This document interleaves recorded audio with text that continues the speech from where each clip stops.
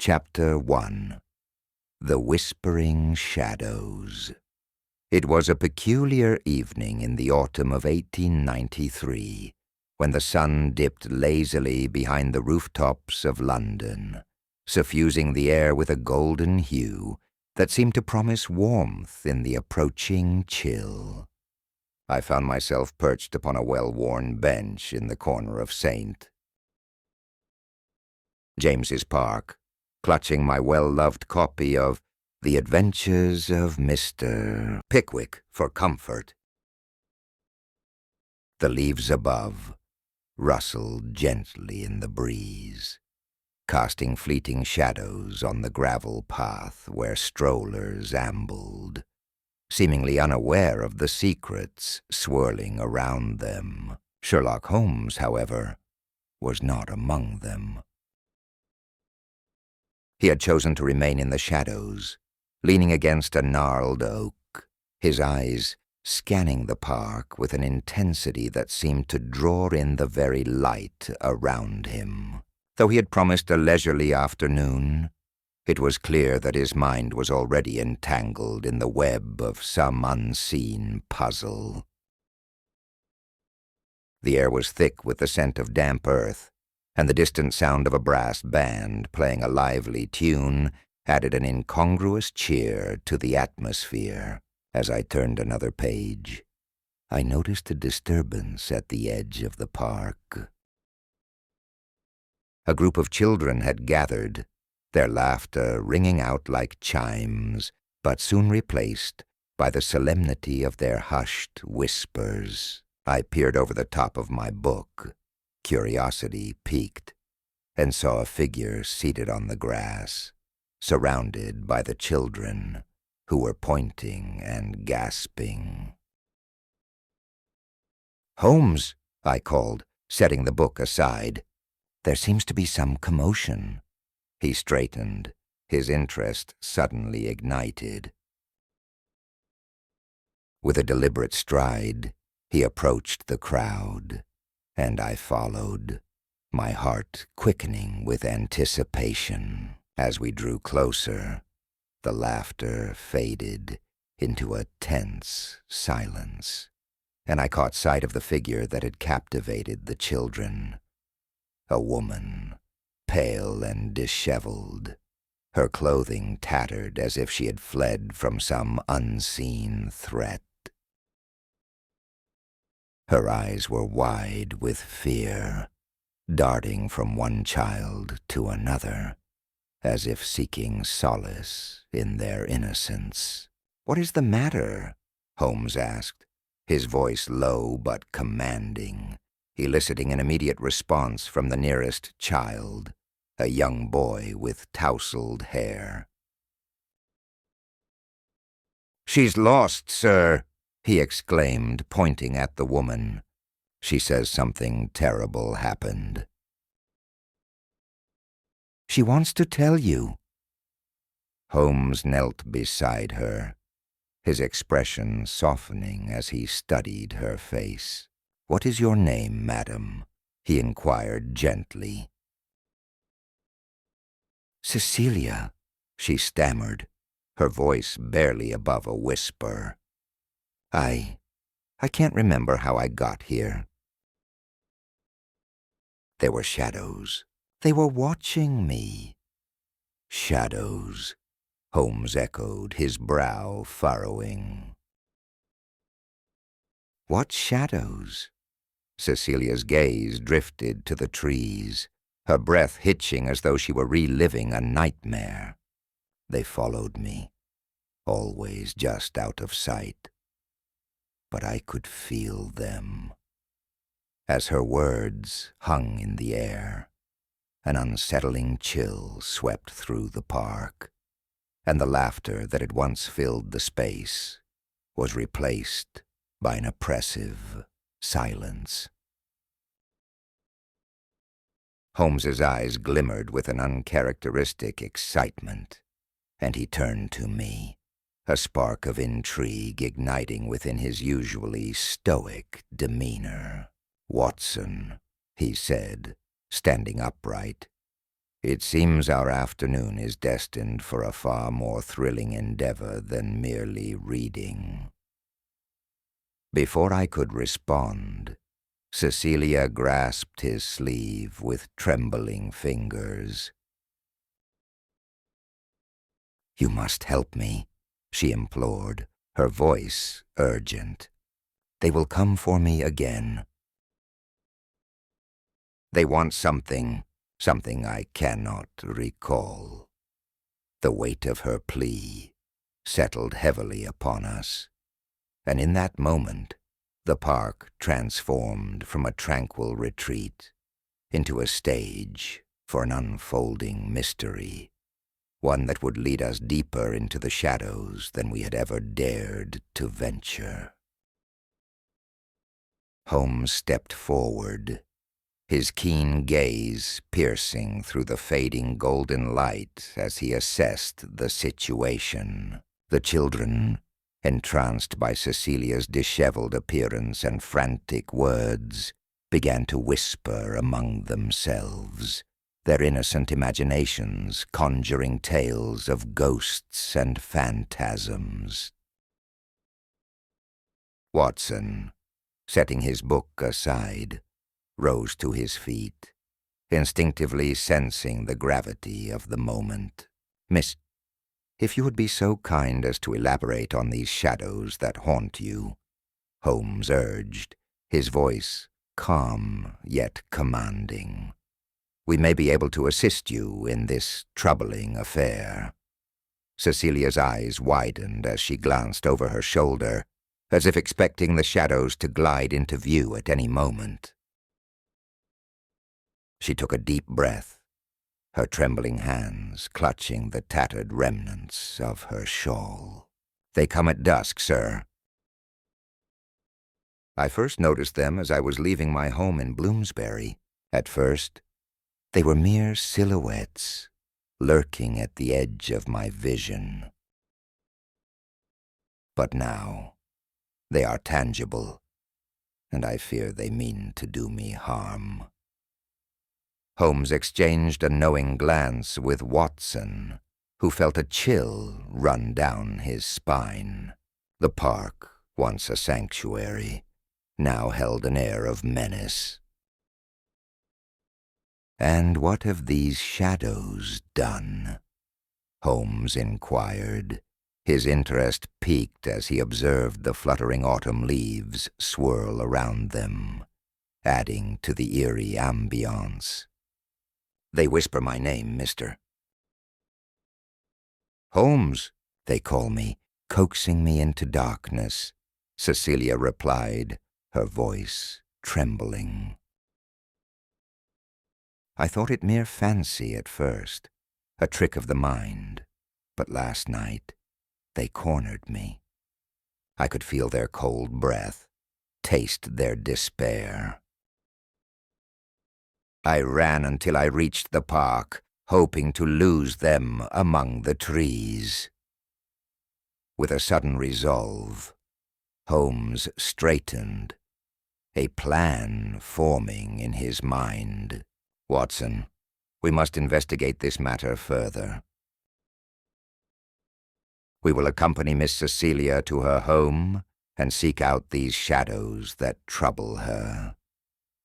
"But Holmes," Watson interjected, concern etched on his face. "What if these shadows are not of this world? What if they are manifestations of something far more sinister?" "Then we shall confront them head on," Holmes replied with unwavering determination. Fear is often the precursor to understanding. We will face what haunts her and uncover the truth that lies beneath. As they began to walk, the sun dipped below the horizon, casting long shadows across the ground. The brass band's lively tunes faded into a distant echo, replaced by the soft rustle of leaves and the muted sounds of the park's evening visitors. Holmes subtly observed their surroundings, his mind racing with possibilities. Suddenly, a muffled cry pierced the still air. A figure stumbled into view. A man, clad in a dark overcoat, his face obscured by the brim of a hat. He approached with an unsettling urgency, his eyes darting around as if searching for something or someone. "Cecilia!" he shouted, his voice a low growl filled with raw desperation. "You cannot escape them. They belong to you." Watson instinctively stepped in front of Cecilia, ready to protect her. "Who are you?" he demanded. The man took a step closer, his breath quickening. "I am the one who warned you. You must come with me before the shadows claim you." Holmes, ever the observer, noted the man's agitation and the sheen of sweat on his brow. "And what makes you believe you are her savior?" he asked, his voice steady but probing. The man hesitated, glancing over his shoulder as if fearing an unseen pursuer. "I have seen them too, Mr. Holmes. The shadows do not only haunt Cecilia, they come for all who dare to dwell in the darkness." Holmes's mind raced as he processed this new information. In the dimming light of St. James's Park, a chilling realization settled upon him. They were not merely dealing with shadows, but rather manifestations of fear, guilt, and perhaps a far darker secret that tied them all together. "Watson," he said, his voice low but resolute, "it appears our investigation has taken an unexpected turn. I suggest we delve deeper into this mystery, not just for Cecilia, but to illuminate the darkness that threatens to engulf us all." And with that, the trio, accompanied now by the mysterious man, set forth into the encroaching night, where lurking shadows awaited and the truth hung like a whispered promise, just beyond reach. As the trio ventured deeper into the heart of St. James's Park, the fading light painted elongated shadows across the cobbled path. The air grew heavier, a tangible weight of unease that pressed against their chests. Holmes walked slightly ahead, his keen eyes scanning the environment, while Watson stayed close to Cecilia, who was trembling slightly, her pallor illuminated by the eerie glow of the encroaching twilight. "Tell me more about these shadows," Holmes prompted, his voice low yet firm. "What do they look like? How do they whisper your name?" Cecilia hesitated, her breath hitching as she recalled the episodes. "They are not like mere shadows, sir. They move as if alive, coiling and unraveling in the dark. When I first heard them, it was a mere breeze, soft and sweet. But then they called my name. Cecilia. Cecilia." It was as if they knew me, as if they were beckoning me into the depths of the night. Watson shot a glance at Holmes, whose brow furrowed in concentration. "And this man," he continued, gesturing toward the mysterious figure who had warned them earlier. "What did he say exactly?" Cecilia's voice quivered as she recalled the encounter. He spoke of a curse, of shadows that latched onto the souls of the fearful. He claimed that those who succumbed to their calls would vanish into the night, never to be seen again. Holmes paused, his silhouette stark against the dimming horizon, considering the implications of what he had just heard. Interesting. The nature of these shadows suggests a psychological element, perhaps rooted in something from your past, Cecilia? A guilt or trauma that manifests in this way. She shook her head vehemently. No. I have no such guilt. I am merely a woman alone in a city that does not care for me. My only sin is my solitude. The path twisted before them, leading deeper into the trees, the foliage whispering secrets in the wind. Suddenly, a rustling sound echoed from the underbrush, causing Cecilia to flinch. Holmes turned sharply, eyes narrowed, his instincts honing in on the source of the commotion. From the thicket emerged a curious figure, a young boy, no older than 10, with wide, frightened eyes. "Please, sir," he gasped, approaching them with hesitant steps. "You must not follow her." The shadows. They are hungry tonight. Holmes crouched down to meet the boy's gaze, his voice calm yet commanding. "And how do you know of these shadows?" "I see them," the boy stammered, his small hands trembling. "They come for me too, and I've learned to hide. They don't like the light, and they feast on fear. My sister..." She didn't listen. She followed the shadows. And now... His voice trailed off, a shiver passing over his small frame. Watson exchanged a worried look with Holmes, who was now deep in thought. "And where is your sister now?" he asked gently.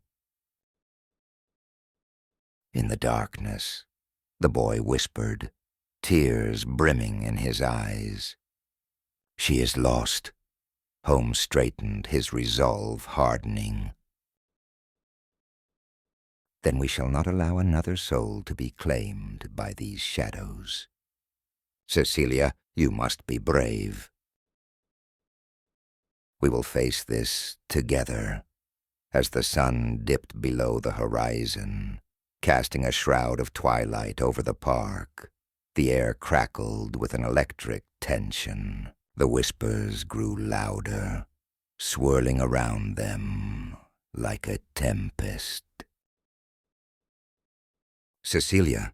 Cecilia!" Holmes glanced at Watson, who nodded, readying himself for whatever lay ahead. The boy, still trembling, took a step back, clearly torn between fear and the need to help. "Stay close," Holmes instructed, determination emanating from him like an unyielding flame. "We will uncover the truth behind these shadows, and if there is a curse at play, we shall break it." With that, the group pressed on, the shadows growing ever more restless, their whispers intertwining with the rustling leaves, heralding a night filled with both dread and the promise of revelation. In the fading light of the park, as the orange hues of the sunset surrendered to the encroaching darkness, Holmes turned to the young boy. his keen eyes glinting with curiosity. "Tell us more about your sister," he urged gently, recognizing the depth of the child's fear. The boy, clutching a small tattered toy soldier, trembled visibly, recalling the haunting tales that had kept him awake at night. She used to play here every day," he stammered, glancing nervously into the shadows that danced menacingly at the edges of the park. "We would chase the light, but one evening she followed it too far. I heard her screams and then silence. The shadows took her. They took her from me." His voice cracked, and tears shimmered in his wide eyes. Holmes exchanged a concerned glance with Watson, who knelt beside the boy, offering a comforting hand on his shoulder.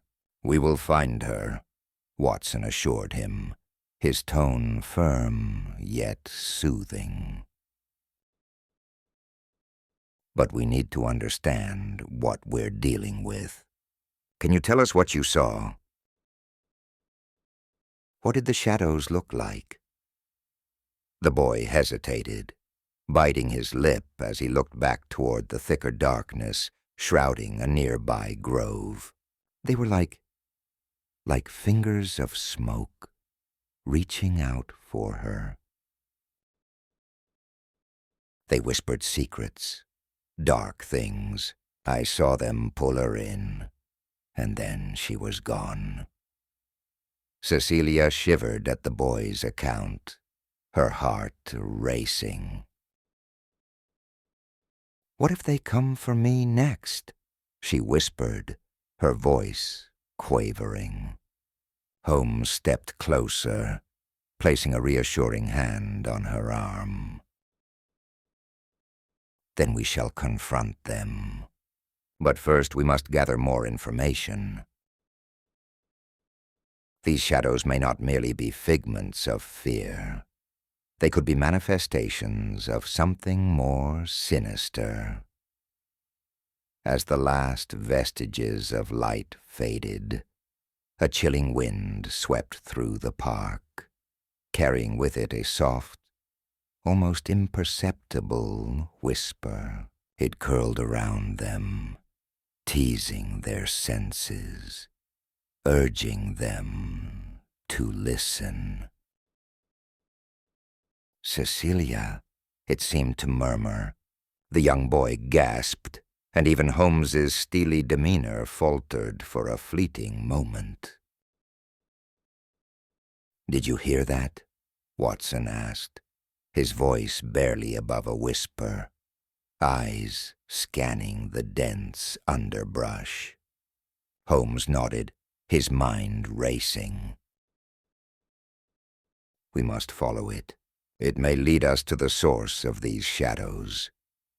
He gestured for the group to proceed cautiously, his sharp instincts alerting him to the potential danger that lay ahead. With the young boy leading the way, they ventured deeper into the park, the trees towering above them like ancient sentinels. The whispers grew louder, coalescing into an eerie symphony that felt both inviting and menacing. Each step felt heavy, and Cecilia's heart pounded in her chest as shadows flickered at the periphery of her vision, teasing her senses.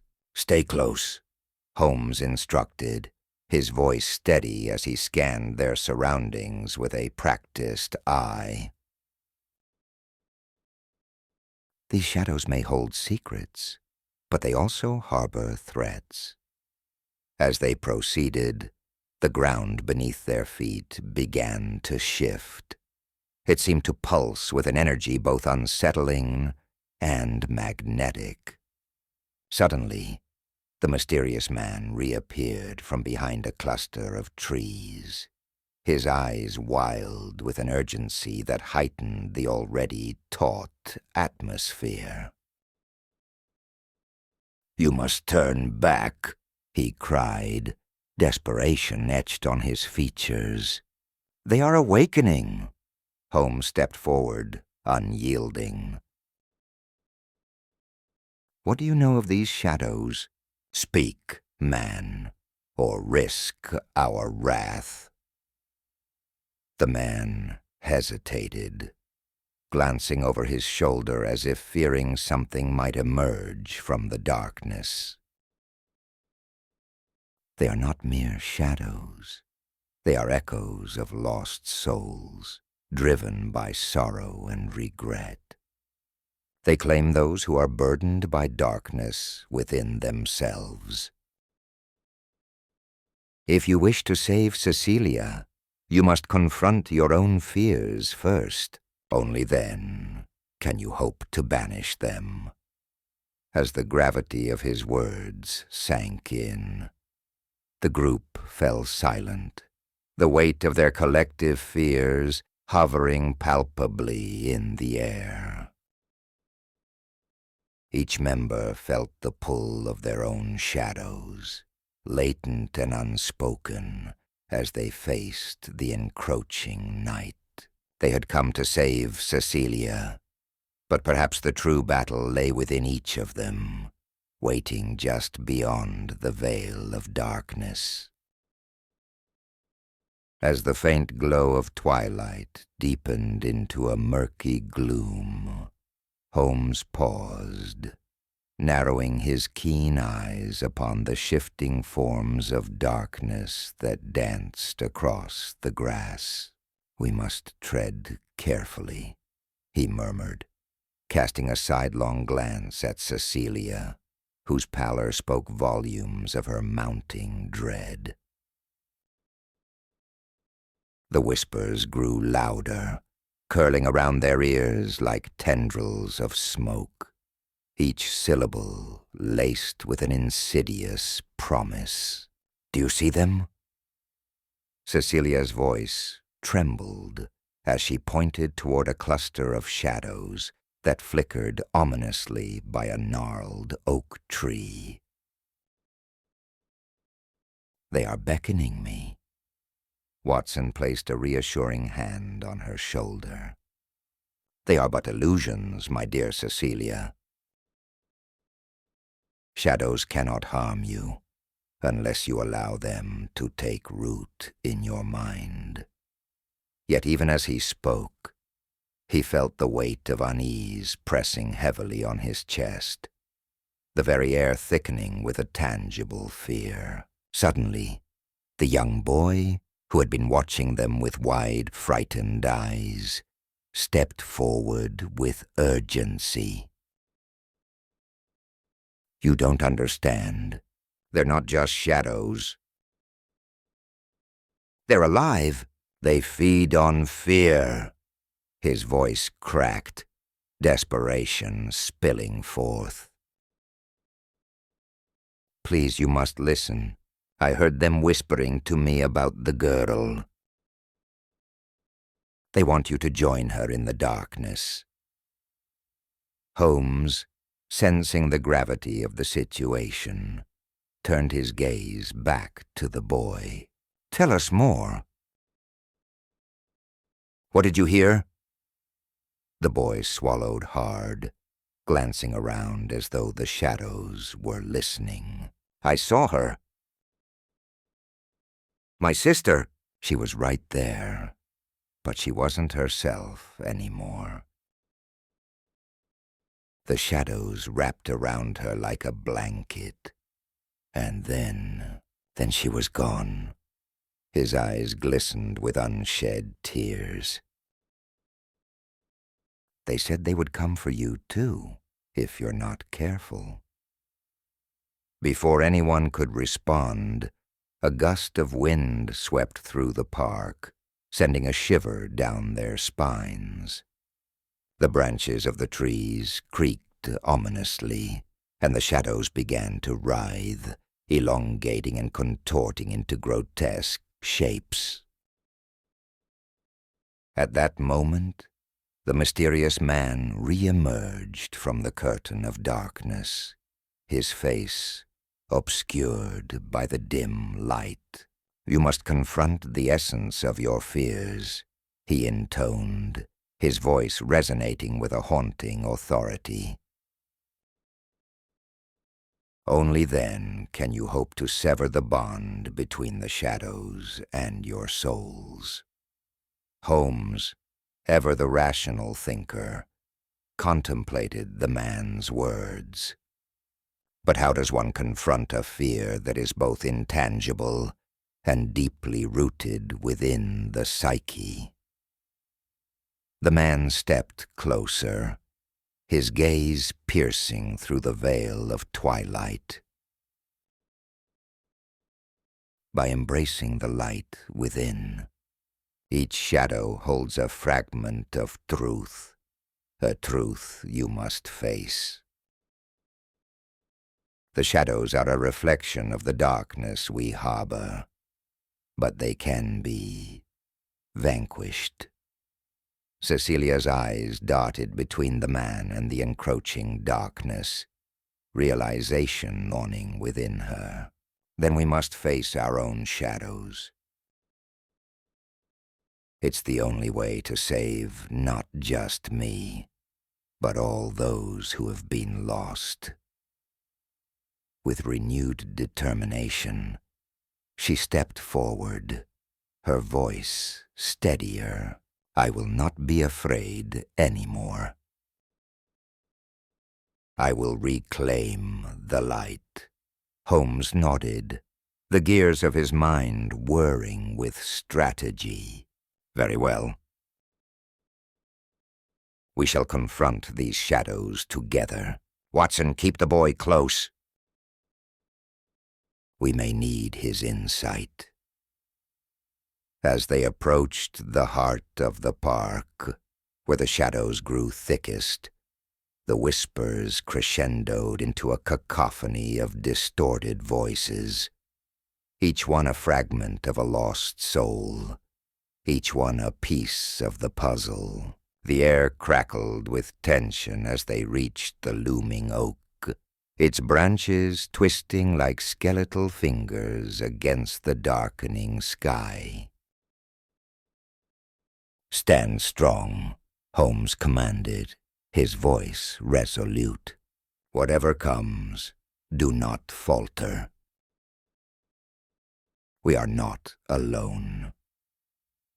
With that, the group gathered around Cecilia, who stood at the forefront, her heart racing yet filled with a newfound courage. The shadows twisted and churned, their forms shifting unnervingly. But with each step toward the heart of darkness, they realized that to confront the shadows, they must first confront themselves. A single whisper broke through the din, echoing like a mournful wail. "Cecilia." Taking a deep breath, she steadied herself, ready to face what lay ahead. The shadows surged forward, merging into a dark tide, pulling at her very essence.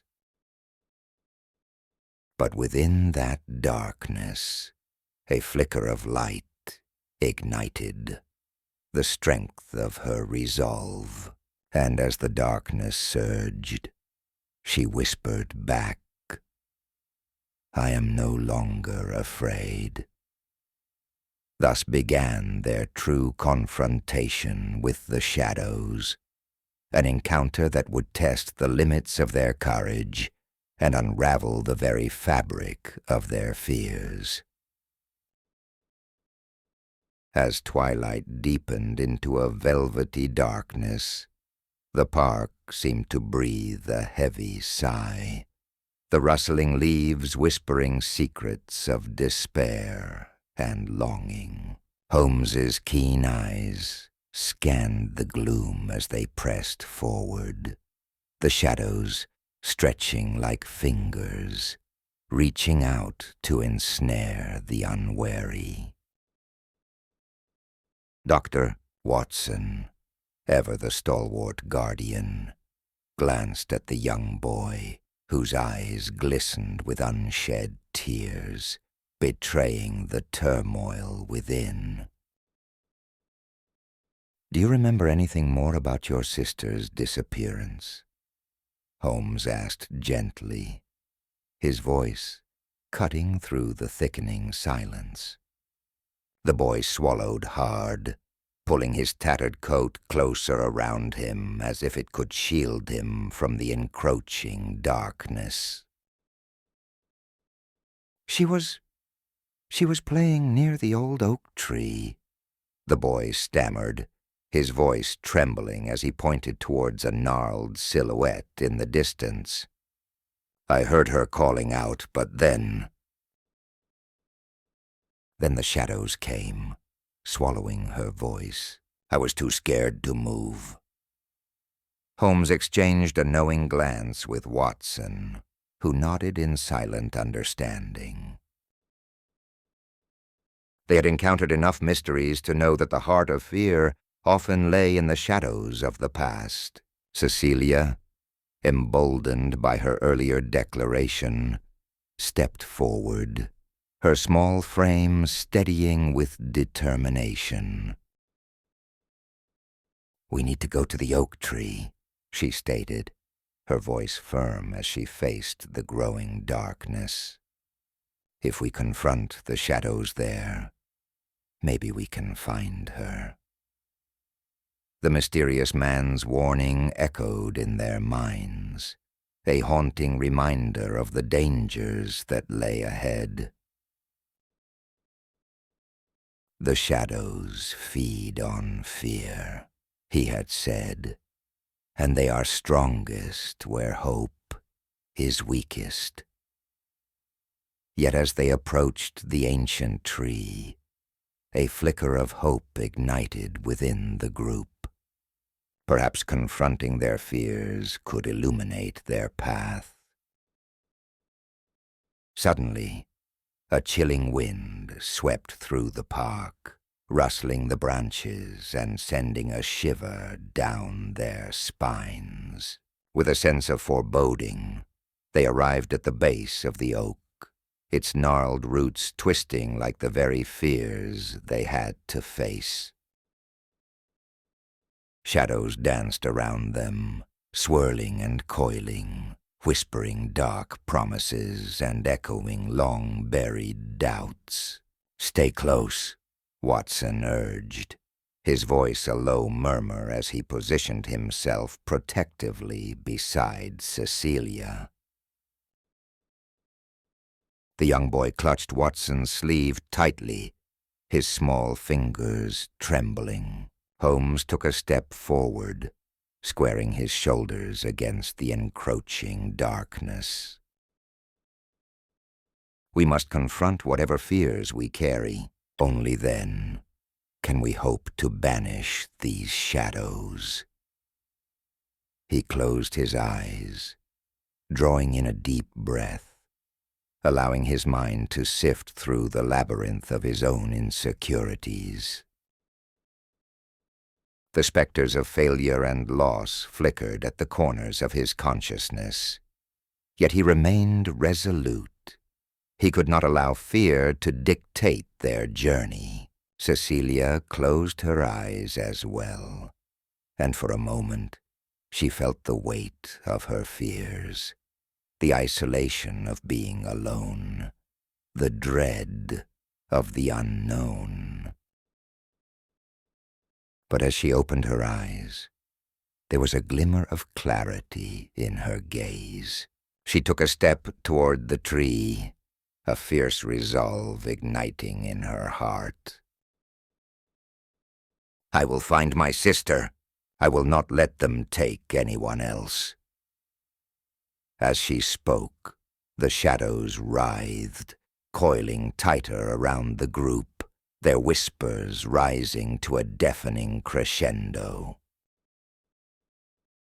A figure emerged from the darkness, a silhouette of a young girl, her features indistinct, yet familiar.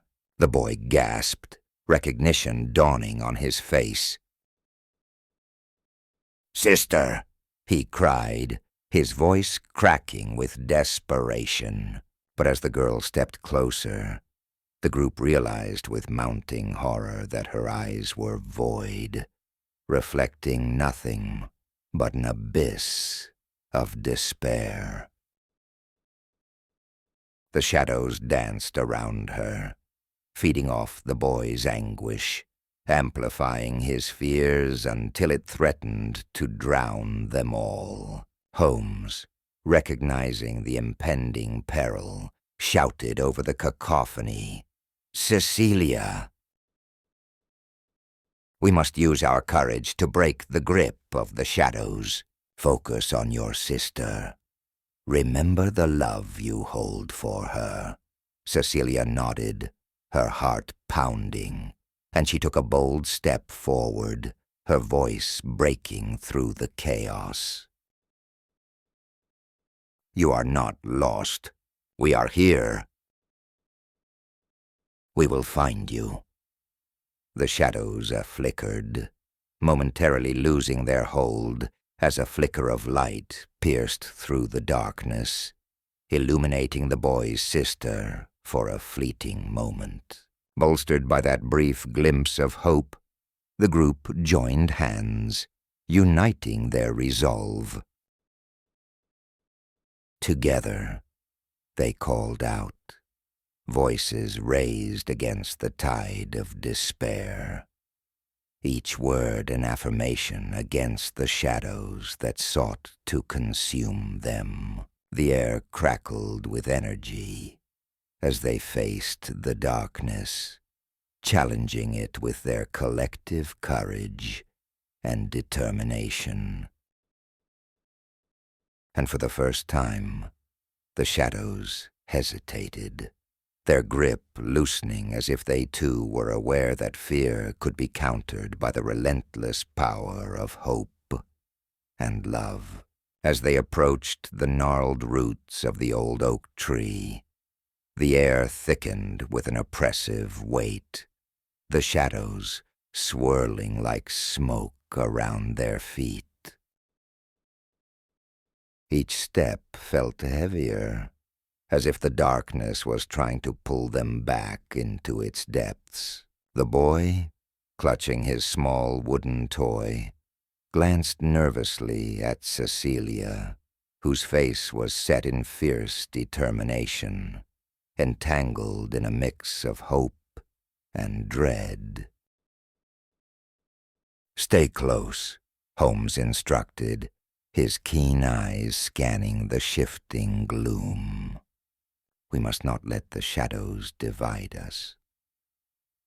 The whispers grew louder, murmuring secrets only the shadows knew, promising to envelop them in their dark embrace if they dared to falter. As if in response to their mounting anxiety, a sudden gust of wind swept through the park, rustling the leaves and sending a chill down their spines.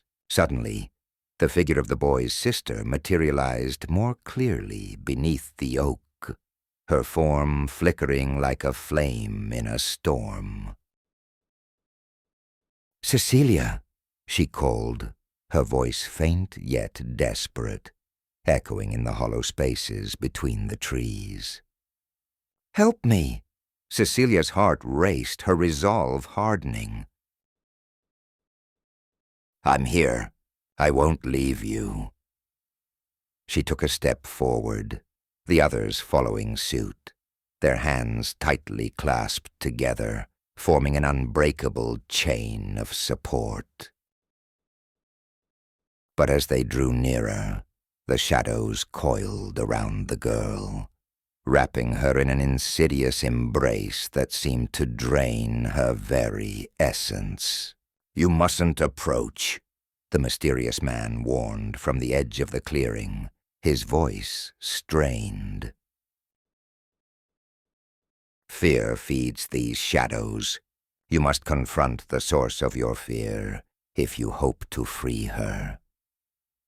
Holmes, his mind racing, suddenly understood. "Cecilia, think of your sister not in fear, but with love. Remember the moments that made you strong." With every ounce of courage she could muster, Cecilia closed her eyes and summoned memories. The laughter they shared, the stories whispered under blankets, the warmth of her sister's smile. "You are not alone," she shouted, her voice ringing clear and unwavering through the oppressive darkness. "We are with you. You are loved." At her words, a brilliant light began to emanate from their hands, illuminating the encroaching shadows. The whispers turned to wails, retreating as the light grew ever brighter. The boy, inspired by Cecilia's courage, joined in, recalling the times he and his sister had played, the joy that chased away any hint of darkness. "Together, Doctor," Watson urged, his voice steady as he added his own cherished memories to the growing luminescence. The shadows shrieked, intertwining with the light, but losing ground. The bonds of fear weakening. As the collective force of their memories surged forth, the girl at the trunk of the oak began to shimmer, her form solidifying. "I can feel you," she cried, her own voice gaining strength as she reached out. "I'm coming back." With a final surge of love and unity, the group pushed against the darkness, their hearts aligned, and the shadows recoiled, screeching in a cacophony of despair as they dissipated into the night. In that pivotal moment, the luminous light enveloped the girl completely, and with a blinding flash, she was free. Cecilia rushed forward, arms outstretched, and as their fingers intertwined, the bond of sisterhood shone brighter than any shadow could ever hope to dim.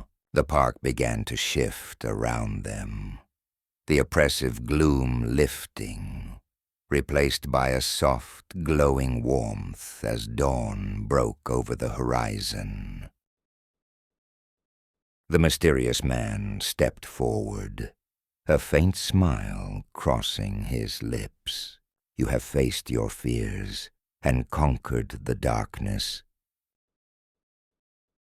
But know this, the shadows will always seek to return. It is your strength and unity that will keep them at bay." As the group stood together, hearts racing but united, they understood that their journey was only beginning.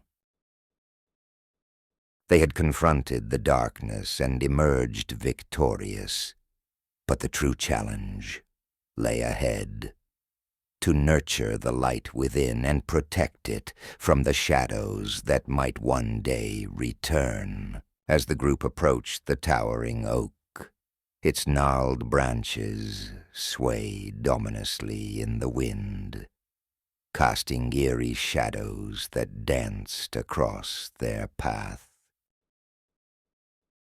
The air grew heavy with an unsettling silence, broken only by the soft crunch of leaves beneath their feet. Holmes, ever the keen observer, noted the flickering of the shadows at the tree's base, a sign of something lurking just beyond the veil of reality. "Stay close," he instructed, his voice steady but low, as if raising it might provoke the darkness itself. Cecilia squeezed the boy's hand tightly, her heart pounding in rhythm with the distant rustle of unseen creatures.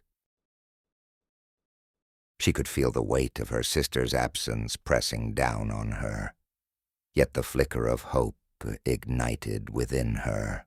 She was determined to confront whatever lay ahead. Suddenly, a whispering wind swept through the park, carrying with it a faint echo of laughter. Her sister's laughter. Cecilia paused, her breath catching in her throat. "Did you hear that?" she asked, her eyes wide with both fear and anticipation. The boy nodded, though he trembled at the sound, clearly torn between the allure of hope and the terror of what awaited them. "Follow the sound," Holmes urged, his intuition guiding them. "It may lead us to her." With renewed purpose, they advanced towards the oak, each step brimming with trepidation. As they drew closer, the shadows deepened, swirling around them like a living entity, hungry and alive. "Doctor?" Watson, feeling the oppressive weight of the dark, spoke up. "Cecilia, remember your love for your sister. It is the strongest light we have." She nodded resolutely, letting the warmth of her memories shield her from the cold grip of despair. The laughter seemed to grow louder, pulling her forward like a beacon. Then, just as they reached the mighty trunk of the oak, the shadows surged forward in a wave, coiling around Cecilia's legs. "No," she cried, struggling against the tendrils of darkness. Holmes stepped forward, steady and unflinching. "Now, everyone, focus on the light within you." The boy, though scared, closed his eyes and summoned every joyful memory of his sister. He remembered her gentle smile, the way she would chase butterflies in the summer sun, her laughter ringing like bells. Cecilia joined him, her heart swelling with recollections of shared adventures and whispered secrets. "Doctor?" Watson, too, recalled moments of kindness and camaraderie that had once brightened his days. Together, they poured their love and hope into a radiant light that burst forth from their hearts. It illuminated the darkness, pushing back the shadows, revealing the outlines of shapes that had been lost to fear. And then, amidst the swirling darkness, a figure emerged, a silhouette of a girl with familiar curls and a gentle smile. "Cecilia," she called, her voice echoing full of warmth. The shadows hissed and recoiled as the light swelled, creating a protective barrier around the siblings. "Hold on!" Cecilia shouted, reaching out toward her sister. With every ounce of courage, she stepped into the light, her heart thundering in her chest. The boy and Watson joined her, a united front against the darkness that had once seemed insurmountable. As the light grew brighter, the shadows began to dissolve, revealing not just her sister, but also the other lost souls ensnared by fear, their faces lighting up with relief and gratitude.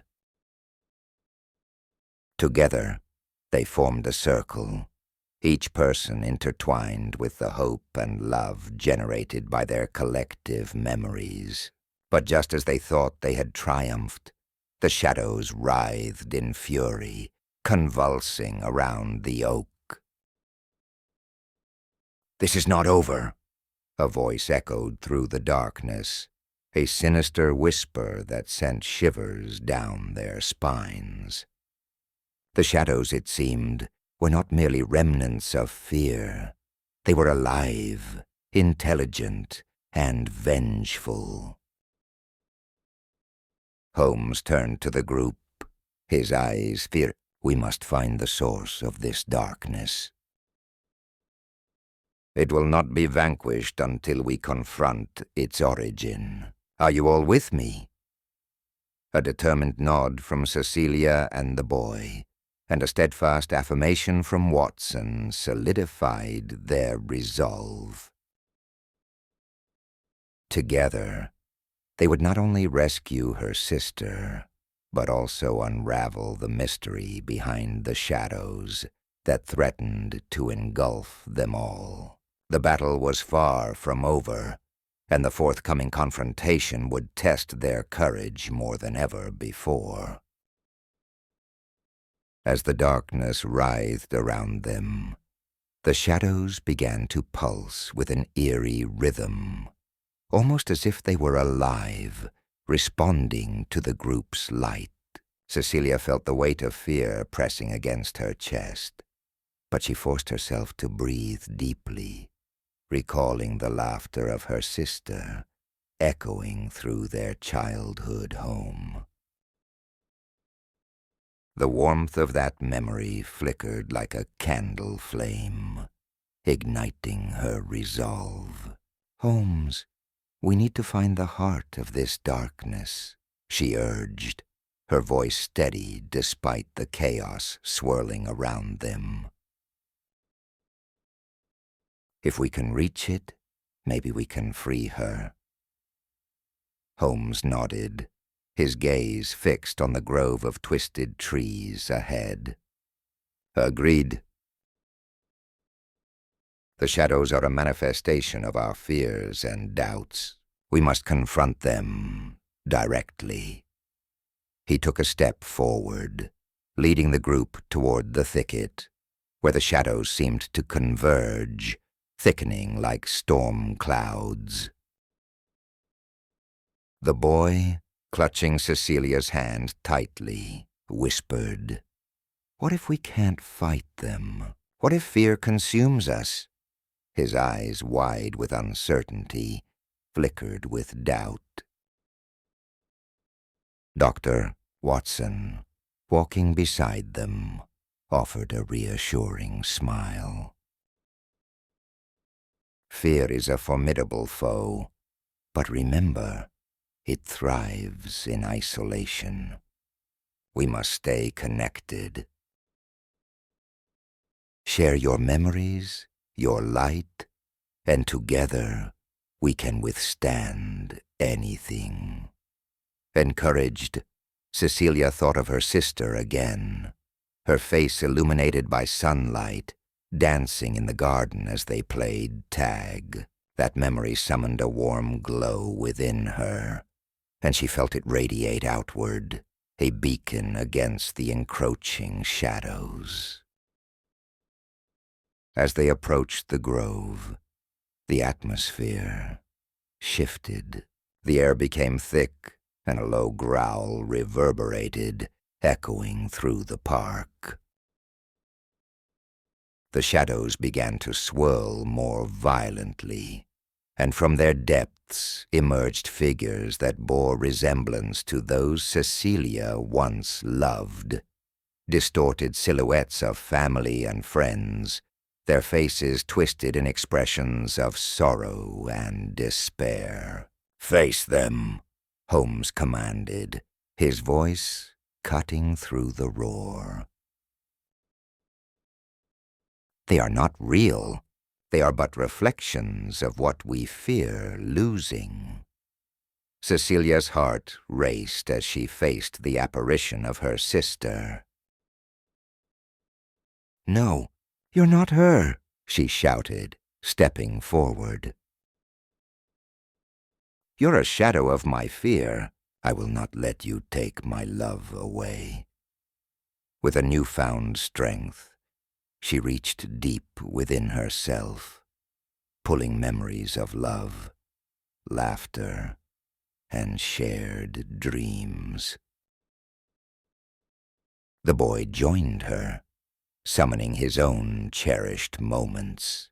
The warmth of a summer day, the smile of a mother, the thrill of a first bike ride. Together, they formed a shield of light. The shadows recoiled, howling in frustration, but the darkness surged back, more insistent than before.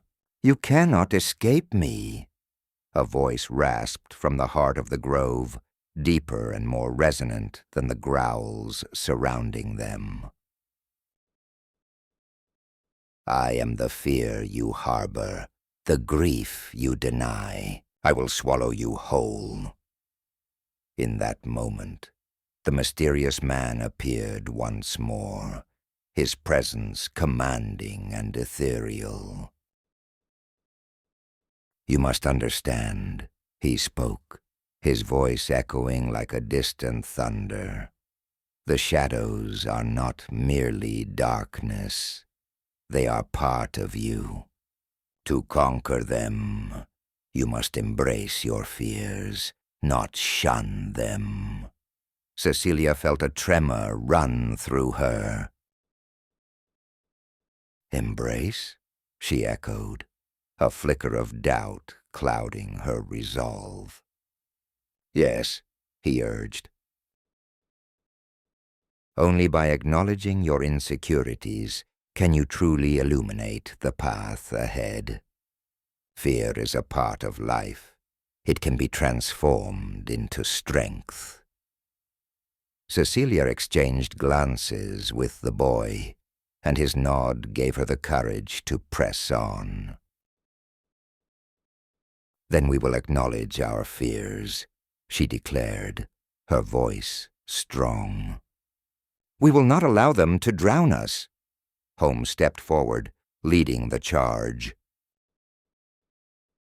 "We will face the shadows together. Let us tell them what we cherish, what we fear, and then we will rise above." As they formed a circle, each member of the group took turns sharing their stories, their fears pouring out like a river of light, illuminating the grove. The shadows writhed, trying to engulf them, but with every memory shared, the glow grew stronger, pushing back against the darkness. And just as the first rays of dawn began to break through the canopy of trees, the heart of the shadows quivered in response, revealing a flicker of something more, a glimmer of hope buried deep within the darkness, waiting to be uncovered. As the last echoes of their fears dissipated into the night, the group stood united at the foot of the mighty oak, its gnarled roots sprawling like ancient fingers into the earth. The air shimmered, a pulsating aura forming around them, infused with the warmth of their shared memories. Each heartbeat synchronized, and with each pulse, the shadows writhed and twisted in response, reluctant to yield to the burgeoning light. Cecilia took a deep breath, her heart racing as she stepped forward. "We need to go deeper," she whispered, her voice barely cutting through the heavy silence. The boy, clutching his pendant, a token of his sister, looked up at her, fear glimmering in his eyes. "What if we can't find her? What if she's lost forever, Doctor?" Watson placed a reassuring hand on the boy's shoulder. "Fear is a natural companion on a journey like this. But remember, it is our love that guides us through the darkness. Hold tight to your memories. They will light our way." Holmes, surveying the shifting shadows, nodded in agreement. Courage is not the absence of fear, but the willingness to face it head-on.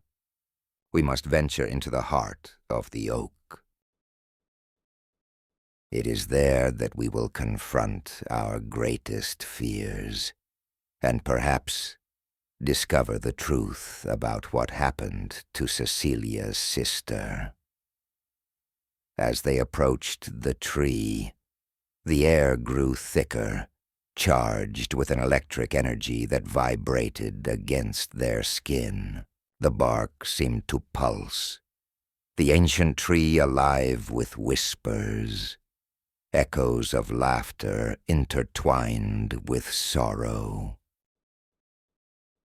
Just as they reached the base, a sudden gust of wind howled through the branches, sending a cascade of leaves spiraling around them, unveiling a hidden door carved into the trunk. "Look!" the boy exclaimed, pointing. "It's a door!" Cecilia's heart leapt as she stepped closer, the door seemingly beckoning her. "This must be it," she said, her voice steadying. Holmes nodded, moving to push the door open. It creaked ominously, revealing a passage shrouded in darkness, the air thick with uncertainty. "Together," Cecilia urged, taking the boy's hand while Watson grasped her other arm.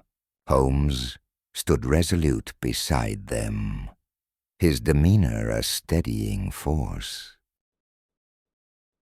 With a collective breath, they crossed the threshold, the door slamming shut behind them with a resounding echo that reverberated through the air. Inside, they found themselves in a cavernous space, illuminated by an ethereal glow, the walls shimmering with fragments of memories, fleeting images of laughter, playful summers, and warm embraces. Yet as they took a step forward, the memories began to warp, distorting into faces twisted by despair and shadows morphing into grotesque forms, each one embodying their deepest fears. Cecilia felt the chill of panic rise within her as her sister's laughter twisted into a haunting wail. "No, this isn't real!" she shouted, fighting against the wave of despair. "You are not my sister." But the darkness twisted her words, morphing them into echoes of doubt. Holmes stepped forward, drawing upon the strength of the light that surrounded them. "We must remember the joy she brought us," he declared, his voice reverberating against the cavern walls. "Only then can we banish this darkness." Watson closed his eyes, summoning vivid memories of warmth and laughter. Think of her smile, the way she danced in the sun. He encouraged, his own voice unwavering. Together, share your memories. As each member of the group began to vocalize their cherished memories of Cecilia's sister, the air thickened with warmth, igniting the ethereal glow into a radiant blaze. The shadows recoiled, shrieking as they were engulfed by the light, revealing glimpses of her sister, her laughter ringing true once more, a clarion call in the void. The boy, fueled by newfound courage, shouted, "I remember the games we played, the secrets we shared." His voice trembled, but it was resolute. Cecilia joined in, her heart swelling with emotion. She taught me how to be brave. Holmes and Watson, too, added their voices, creating a symphony of love and remembrance, each note a piercing light against the encroaching darkness. As their collective memories soared, the cavern trembled, the shadows began to dissolve, and a figure emerged from the brilliance, a silhouette framed by the light. It was Cecilia's sister, her features soft yet radiant, her laughter resounding like a melody that filled the space. "Cecilia," she called, her voice echoing with warmth. "You found me." Tears streamed down Cecilia's face as she reached out, the light enveloping her in an embrace that felt like home. "I knew you were here." The darkness quaked violently, desperate to reclaim its hold, but as the group united their voices, the light surged forth, a beacon of hope and love, pushing back against the shadows until they began to disintegrate, scattering like ashes in the wind. In that moment of clarity, the shadows revealed their true form, not as monsters, but as the fears that each had harbored. The true battle was not against the darkness outside, but within themselves. As they faced their fears together, the darkness fell away, leaving only the warmth of love and the laughter of a sister who would never truly be lost. And so, they stood together, illuminated by their shared memories, ready to face whatever lay ahead in this enchanted, shadowy realm. As they stood in the cavern, the flickering light from their memories danced like fireflies in the twilight of their fears. The air was thick with a palpable tension as the shadows twisted dangerously close, waiting for a moment of doubt to seep in. Cecilia felt the weight of her heart as she searched the darkness for her sister's presence. It was an ache that had settled deep within her since that fateful day. "Cecilia," the boy said gently, his voice steady against the encroaching shadows. "Remember the laughter we shared at the lake? The way she would splash water at you, challenging you to a race? Hold on to that feeling." Cecilia nodded, closing her eyes to conjure the memory. The sun-soaked day at the lake, the vibrant shouts of joy, and her sister's infectious laughter washed over her like a warm breeze. It was a moment of pure connection, unmarred by sorrow, a moment she had nearly forgotten amidst the weight of grief. Holmes stepped forward, his presence as commanding as ever, yet softened by empathy. "The shadows are fueled by your doubts, Cecilia. They thrive on the pain of your loss, but your sister's spirit is not lost. She lives in every joyful memory. Speak your truth and let it shine." With newfound determination, Cecilia opened her eyes. "I remember you, Clara. You were always the brave one, pushing me to try new things. You taught me to embrace life." Her voice grew stronger with each word, resonating through the cavern.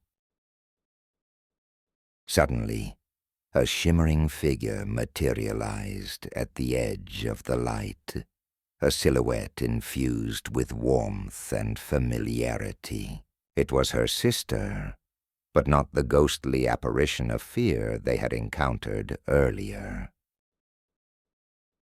This Clara radiated love and encouragement, her eyes sparkling like the stars that had once guided them home. "I'm here, Cecilia," the figure said, her voice a melodic echo. "I never left you. You just need to find me in your heart." The shadows recoiled, sensing their hold weakening, but they were not finished yet. From the depths of the cavern, dark tendrils surged forward, twisting and curling, threatening to snuff out the light they had summoned. "Stay close, Doctor," Watson urged, stepping protectively in front of the group. "We must hold on to the memories and share them. It's our only weapon against the darkness." The boy took a deep breath, remembering the summer nights spent under the stars with his own sister, the quiet comfort of their shared dreams. "And you, Clara, always believed in magic. You showed me that fear can be transformed into strength." As he spoke, the memories began to swirl, intertwining with the light around them. The cavern pulsed with energy, each heartfelt word igniting the air with vibrancy. The shadows hissed, recoiling as the warmth spread like wildfire, illuminating every corner of the cavern. Cecilia felt the connection deepen. It was as if her sister was pulling her closer, reassuring her that they were bound by love, not by sorrow.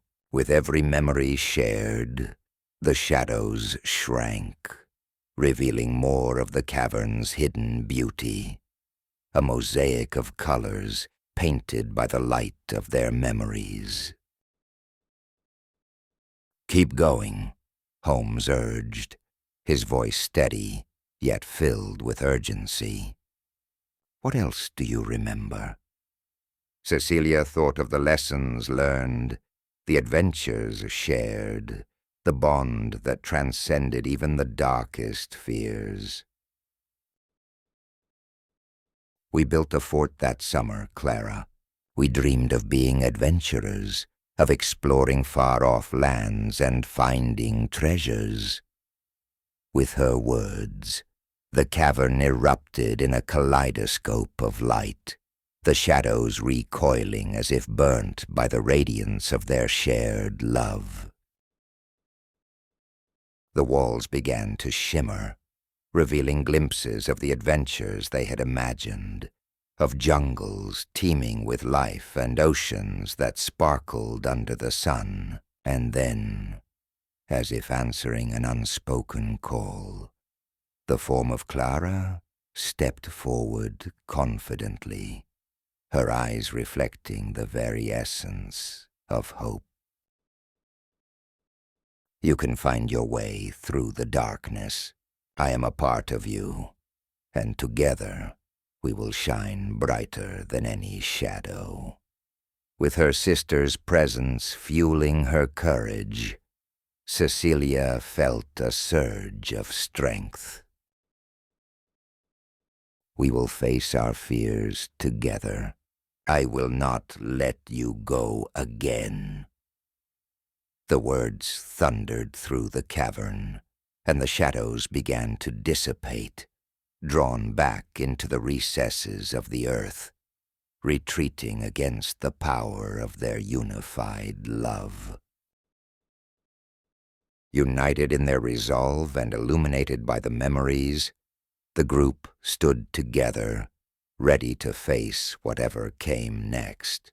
For in this enchanted space of swirling shadows and light, they had discovered not only the key to overcoming their fears, but also the true essence of love that binds, heals, and ultimately transforms. As the radiant light enveloped the cavern, casting away the last of the shadows, Cecilia felt an overwhelming sense of warmth wash over her. She turned to look at the ethereal figure of Clara, whose smile was as familiar as the embrace of a long-lost friend. The air shimmered with unspoken words, and time seemed to stretch infinitely, allowing them a precious moment of connection. Cecilia. Clara's voice echoed gently, a soothing melody that danced through the air. You've been so strong. But you must understand that my love for you transcends this realm. I am always here, in the laughter we shared and the memories we created together. The boy, who had been standing quietly beside Cecilia, felt a rush of emotions. He stepped forward, his voice trembling yet resolute. Clara, I never knew you well, but your joy was contagious. You brought light into Cecilia's life, and I see that light within her every day. I promise to help keep that light alive, Holmes and Doctor. Watson exchanged knowing glances, the depth of the moment not lost on them. Memories are the bridges to our past, Holmes remarked thoughtfully.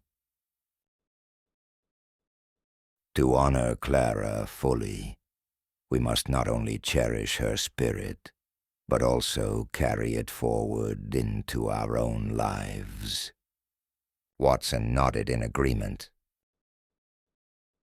Indeed, my friend, we can't dwell on the shadows of loss, but must instead build a future that celebrates all that Clara embodied: kindness, joy, and courage. Suddenly, the cavern began to shift around them, the walls pulsing with the energy of their shared reflections. The once oppressive darkness now transformed into vibrant hues of pink and gold, swirling together like a dreamscape.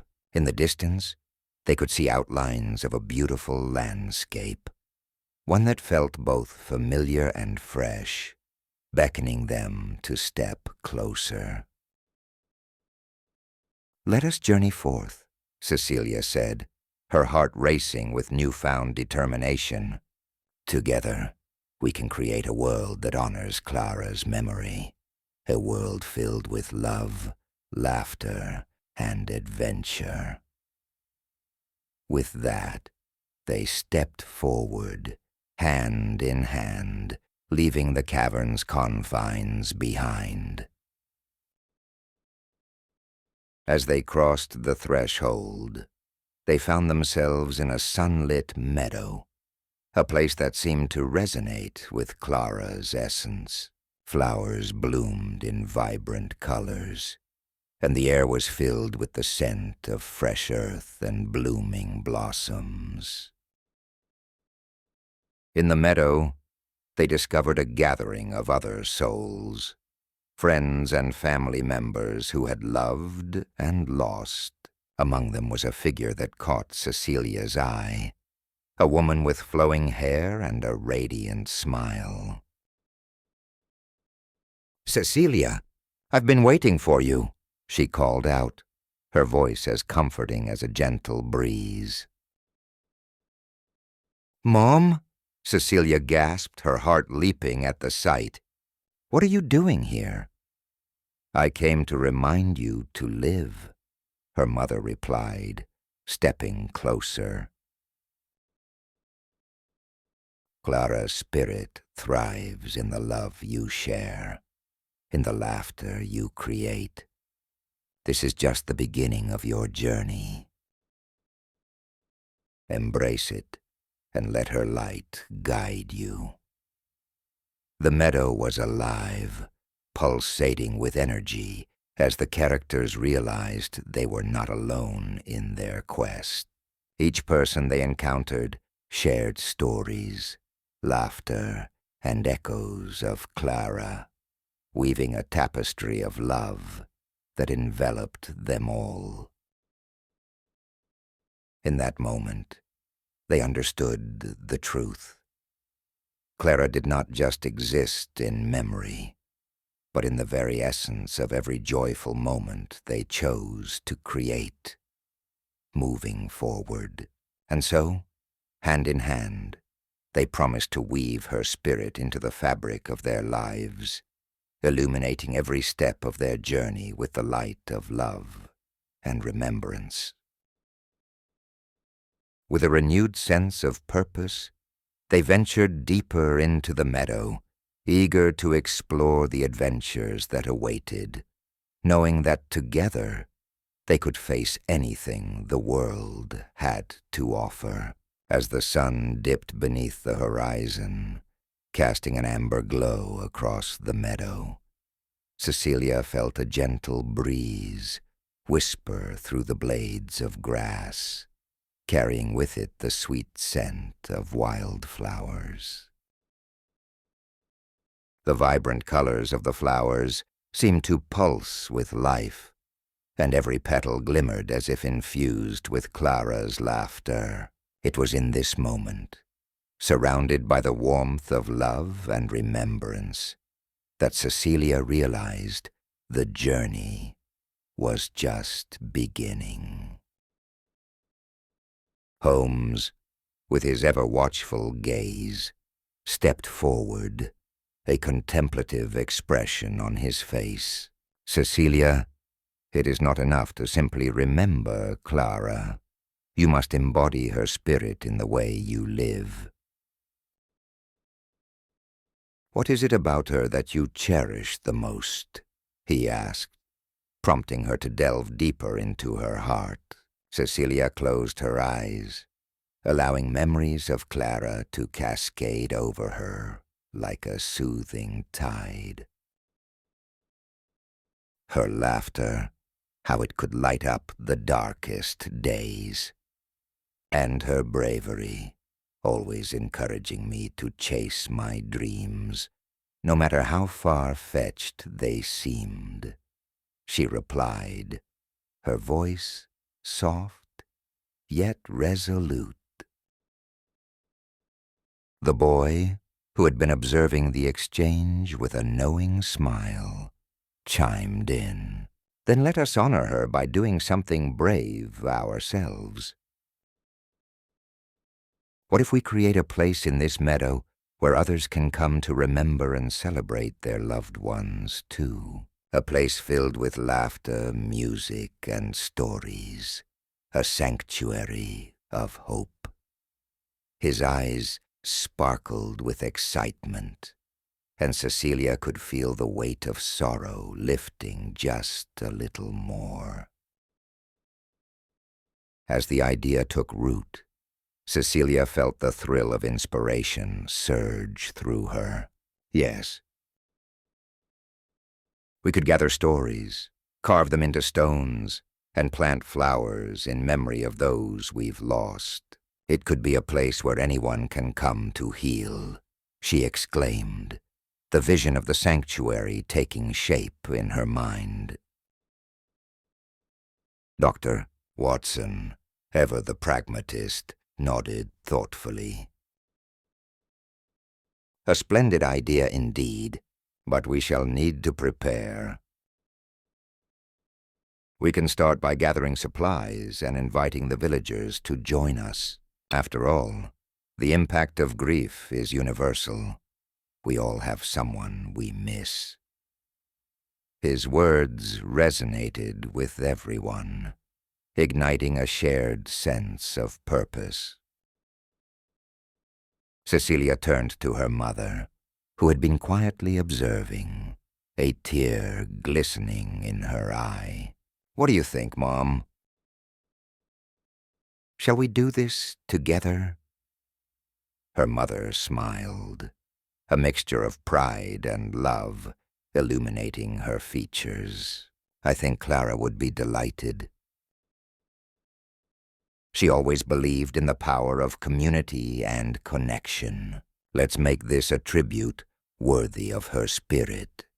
With renewed determination, the group set to work, gathering stones, seeds, and stories. They laughed and shared tales of Clara, recounting her adventurous spirit and unwavering kindness. As they crafted their memorial, the meadow transformed into a canvas of vibrant colors and heartfelt expression. Each stone they inscribed bore not only Clara's name, but also the echoes of those who had loved and lost. As twilight settled around them, the first stars began to twinkle overhead, and the air filled with the sweet sound of laughter, a sound that echoed Clara's joyful essence. Cecilia felt an unbreakable bond, not only with her sister, but with the community that had come together in shared grief and celebration. Let this place be a beacon of light, a reminder that love endures beyond loss, she declared, her voice ringing with conviction as she placed the final stone at the center of the memorial. And in that moment, illuminated by the soft glow of twilight, the shadows that had once engulfed Cecilia began to dissolve entirely, replaced by a brilliant tapestry of light woven from love, memory, and the undying spirit of Clara. As the sun dipped low on the horizon, casting a warm golden glow over the vibrant meadow, Cecilia felt the weight of purpose settling in her heart. The stones they had gathered sparkled like stars scattered across the earth, each one a testament to a memory, a story of love that refused to fade. With Clara's spirit guiding her, Cecilia took a deep breath and turned to her friends, her eyes shining with determination. "We need something more," she said, her voice steady, despite the flickering shadows that danced at the edge of the meadow. "We need a symbol, something that truly embodies our love for those we've lost." The boy, always the one to support her in moments of doubt, nodded vigorously. What if we crafted a tree of memories? It could stand tall in the center of the meadow, with branches for each of our stories and leaves that whisper the names of our loved ones. Holmes, with his keen insight, suggested we could use the stones as a foundation, weaving together the past and the present. Each stone could represent a memory, and as they build the roots, the tree could grow stronger, nourished by our shared experiences. Doctor. Watson chimed in, and we could invite the community to bring their stories, too. This place could become a haven for everyone who has faced loss, a gathering spot where laughter and tears intertwine, a reminder that we are never truly alone. With their hearts aglow with hope, Cecilia and her friends set to work. They gathered fallen branches and woven vines from the edges of the meadow, each piece infused with the love they felt for those they had lost. As they built the trunk of the tree, they shared stories of Clara, laughter mingling with the soft rustle of leaves. Each tale added strength to the trunk, a testament to the resilience of the human spirit. Days turned into weeks as the tree grew, and so did the community's involvement. Neighbors began to share their own stories, bringing stones etched with names and memories, tying ribbons of bright colors to the branches. The meadow transformed into a vibrant tapestry, where each addition honored a life once lived and celebrated the bonds that remained. One evening, as twilight descended and fireflies danced around them, Cecilia stood back to admire their work. The tree, now resplendent with colorful leaves and stones that shimmered in the dim light, felt alive with energy. It was then that Clara appeared in her ethereal form, her presence a gentle breeze that rustled the branches. "Cecilia," she whispered, her voice a soothing melody in the night air. "You have created something beautiful." This is not just a memorial. It's a testament to the love that thrives, even in the darkest of times. Remember, it is in the sharing of our stories that we keep our loved ones alive. Tears brimmed in Cecilia's eyes, but this time they were tears of joy. She understood now that love was not bound by loss. It flourished in remembrance and grew even stronger when shared. With her sister's spirit beside her, she felt a renewed sense of hope blossoming in her heart. As the stars twinkled brightly overhead, Cecilia turned to her friends, the bonds of their shared experiences shimmering in the night. "Let us host a gathering," she proposed, a spark of inspiration igniting within her. "Let us invite everyone to celebrate life, to share their stories, and to weave their memories into the fabric of this tree." The friends exchanged excited glances, their hearts soaring with the promise of community and connection. They began to plan the event, a celebration of life and love, determined to honor Clara and all those who had touched their lives. The meadow was no longer just a place of mourning. It had become a sanctuary, a vibrant testament to the healing power of shared memories and the enduring strength of love.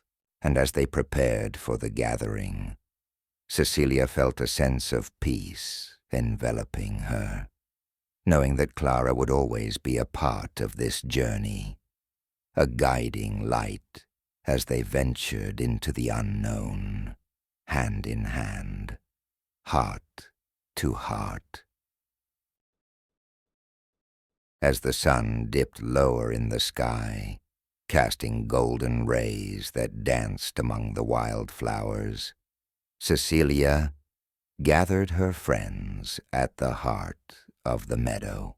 The air was filled with the sweet scent of blooming lilacs, mingling with the distant sound of laughter from children playing nearby. It was a perfect evening for reflection and connection, and Cecilia felt the warmth of Clara's spirit enveloping her like a gentle embrace. "Tonight, we take a step further," Cecilia announced, her voice steady, yet tinged with emotion. "We'll not only honor Clara, but every soul that has touched our lives. This sanctuary will be a place where stories intertwine and love transcends." The boy, always brimming with enthusiasm, bounced on his heels. "What if we add ribbons to the tree of memories? Everyone can write a message on a ribbon and tie it to a branch. It will look beautiful, like a kaleidoscope of thoughts and love." Cecilia's heart swelled at the idea. "Yes. A tapestry of memories that dances in the breeze. It will remind us that even as we grieve, we are never alone." The others nodded, their faces lighting up with inspiration. Dr. Watson, ever the pragmatist, quickly began jotting down a plan. "We'll need supplies, and perhaps we can set a date for the gathering," he suggested, his mind already racing with logistics.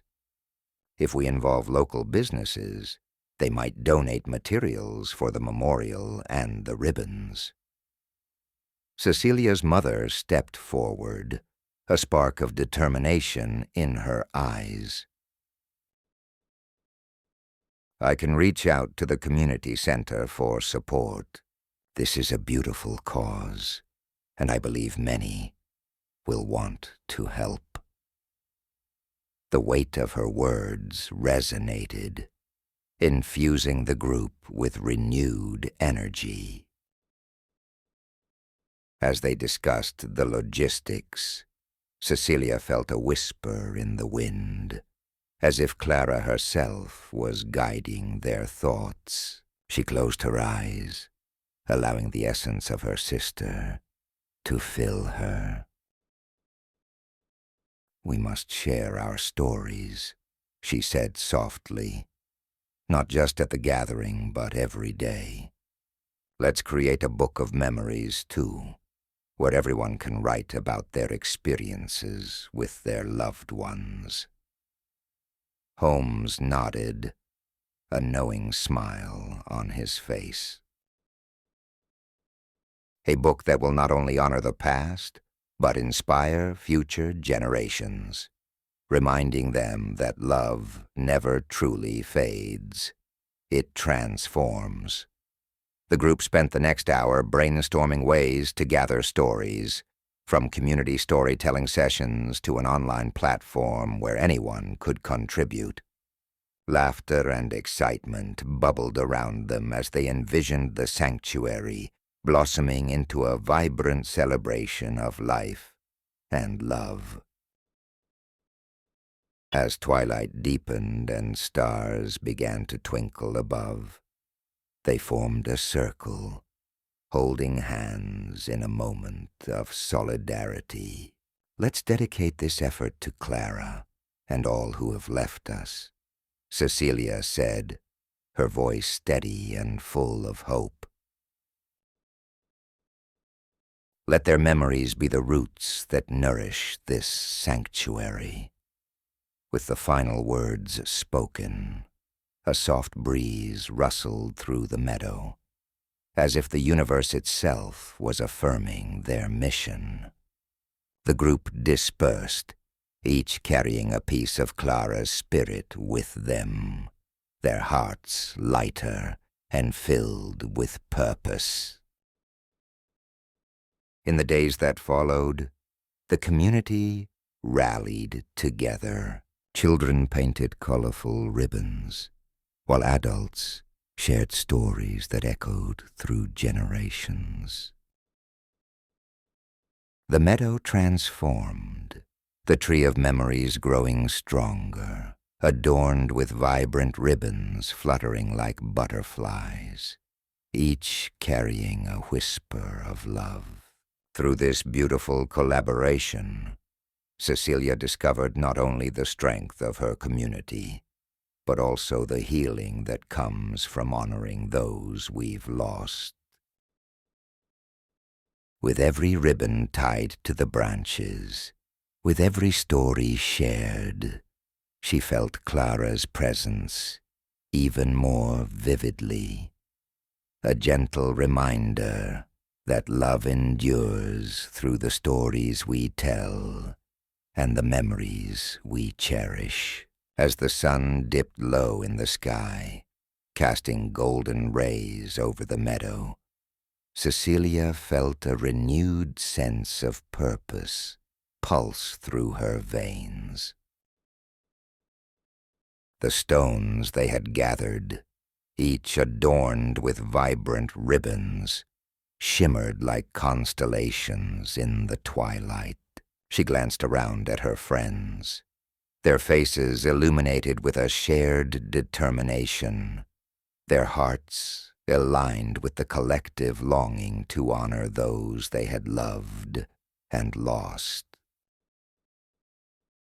Tonight, Cecilia announced, her voice steady yet soft, we'll not only celebrate Clara, but everyone who has touched our lives. We'll share our stories under the stars, just as we did when we were children. The boy nodded enthusiastically, his eyes sparkling with excitement. And what if we invited everyone? I mean, why should our memories be limited to just us? Let's make this a true community event. Holmes, ever the thinker, chimed in. We could set up a circle of lanterns around the tree of memories. Each lantern could represent a story shared. It will guide people in toward the heart of our gathering, illuminating their paths, just as our memories illuminate our hearts. Dr. Watson, ever practical, pulled out a notepad. I can take charge of the logistics, food, seating, and making sure everyone feels welcome. We can even set up a space for children to create their own memory stones. This can be a night of healing for all ages. As plans began to take shape, the air buzzed with an infectious energy. Cecilia felt Clara's presence more than ever, as if her sister was weaving through the strands of their anticipation, whispering encouragement in her ear. Each detail they discussed seemed to bring forth a new wave of inspiration. That evening, as the sun finally dipped below the horizon, the group gathered in the meadow once again, this time with a larger crowd. Families and friends arrived, each carrying stones, ribbons and stories, the meadow transforming into a bustling hive of activity. Laughter mingled with the gentle rustle of leaves, and the scent of blooming wildflowers filled the air. Cecilia stepped forward, her heart swelling with gratitude as she welcomed everyone. "Thank you for being here tonight to honor our lost loved ones." As we gather around this tree of memories, let's remember that love never truly leaves us. It remains, woven into the very fabric of our lives. The crowd echoed her sentiments, their voices rising in a chorus of agreement. One by one, stories began to emerge. An elderly man shared the tale of his beloved wife, who had taught him how to love without reservation. A young mother spoke of her father's unwavering support through the challenges of parenthood. With each story told, more stones were placed, each addition fortifying the tree, making it a living monument to love and loss. As the night deepened, the lanterns began to glow, casting a soft, ethereal light across the meadow. With each flicker, it felt as though their memories were dancing in the wind, swirling around them like fireflies, celebrating the joy of lives well lived.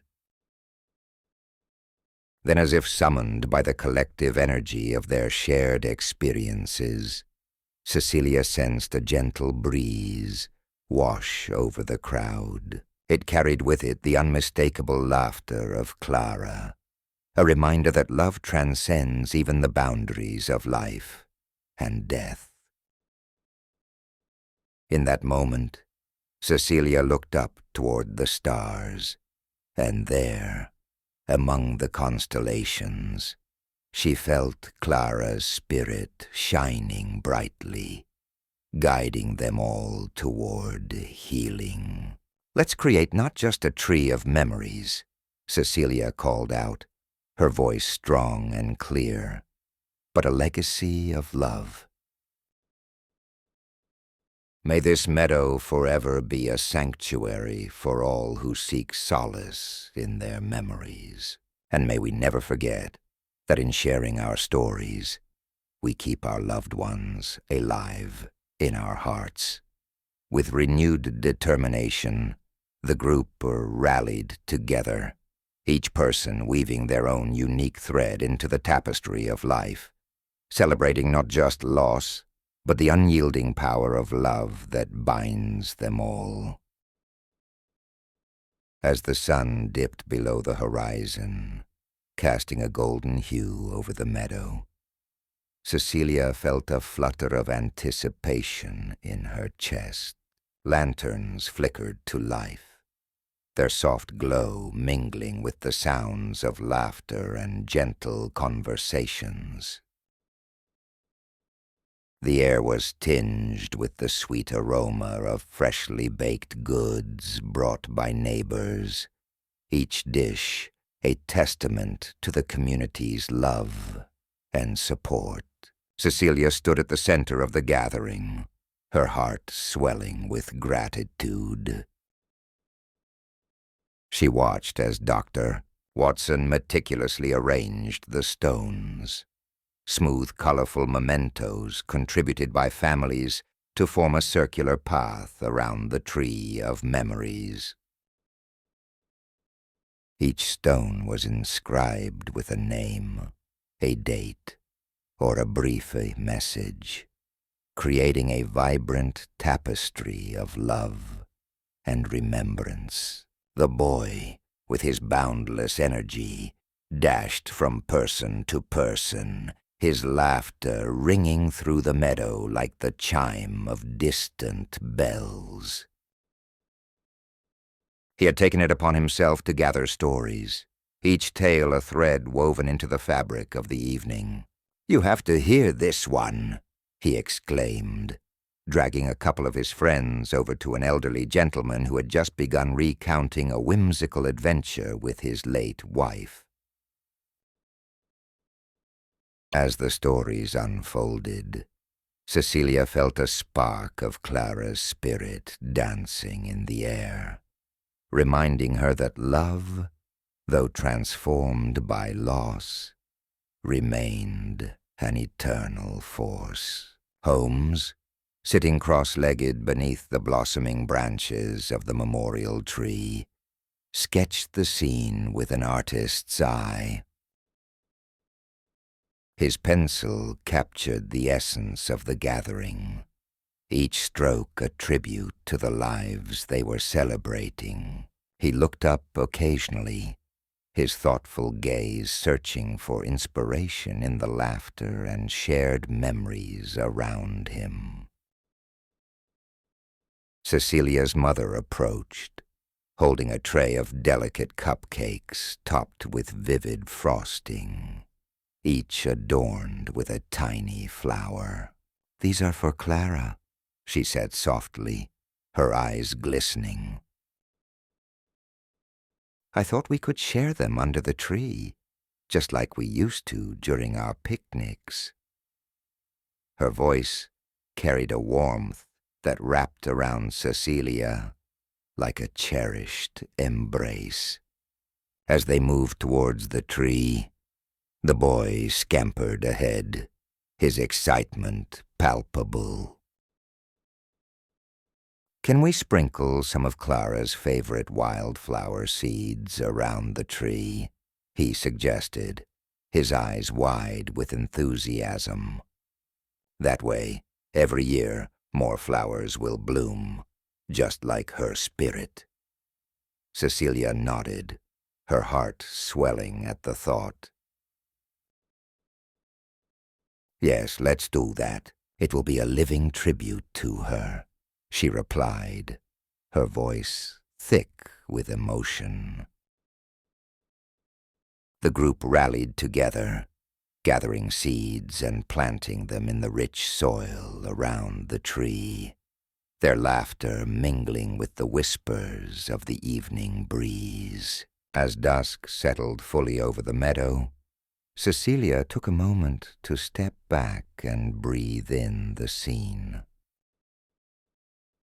Families were sharing cupcakes, holding hands, and exchanging stories under the glowing lanterns. The sound of gentle music floated on the air, and Cecilia felt the warmth of the community enveloping her, filling the spaces left by loss with love and support. But just as she began to feel a profound sense of peace, a faint rustling in the nearby bushes caught her attention. Curious, she moved closer, her heart beating a little faster. There, almost hidden among the wildflowers, was a small, unmarked stone. It seemed ordinary at first glance, yet a familiar energy pulsed from it, beckoning her to come closer.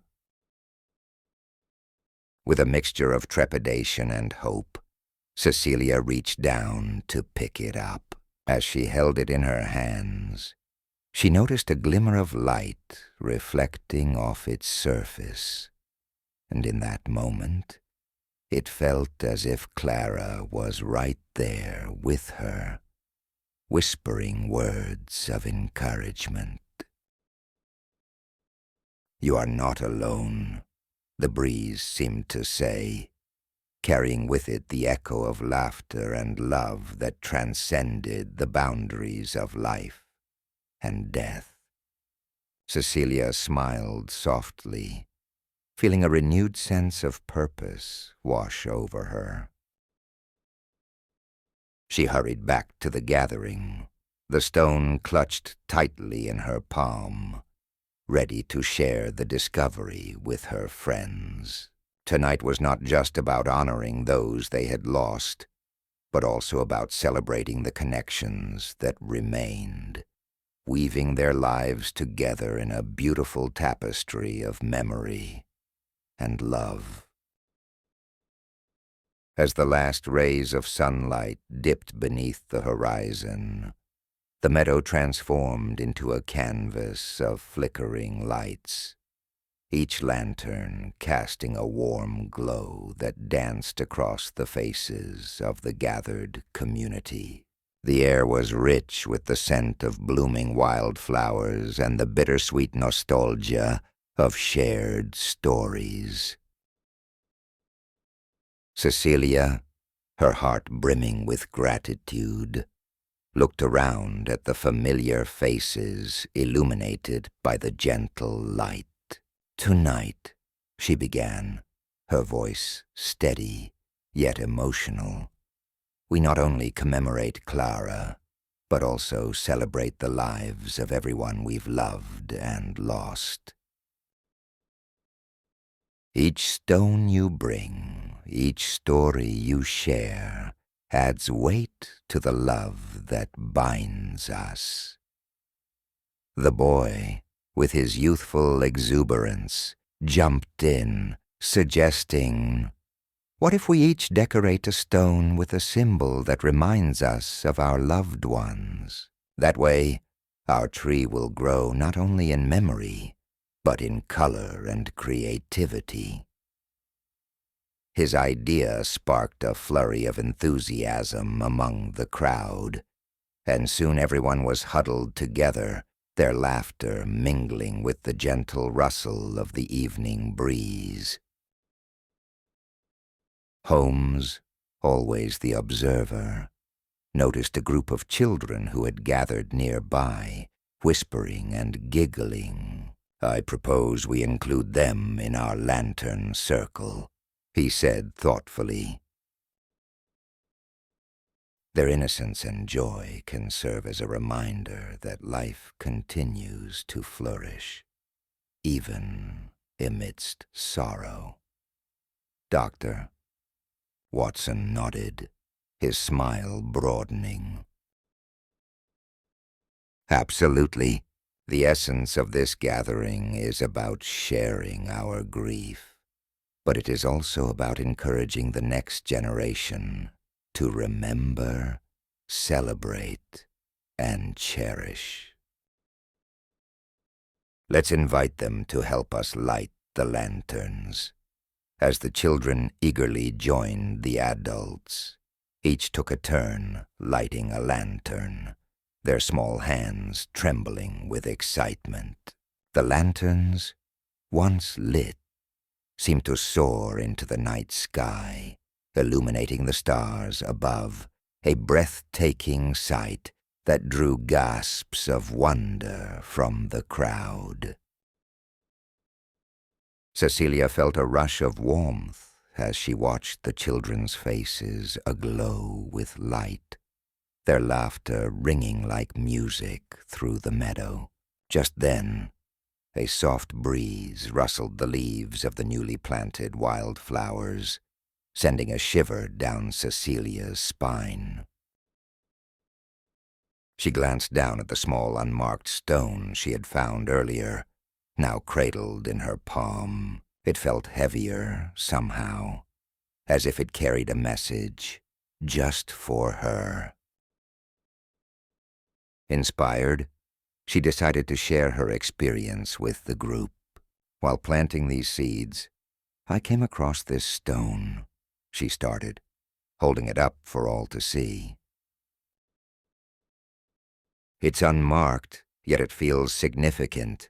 Perhaps it symbolizes the stories that go untold, the memories that linger in our hearts without a name. I think we should add it to the tree, a reminder that every life, whether recognized or forgotten, leaves a mark on this world." Her words resonated deeply within the crowd, and as she placed the stone at the base of the tree, a hush fell over the gathering. It was a moment of collective reflection, a silent acknowledgement of all the lives intertwined with their own. As the evening progressed, the stories flowed like a gentle stream, each tale a tribute to love and loss. One by one, community members stepped forward, sharing their cherished memories.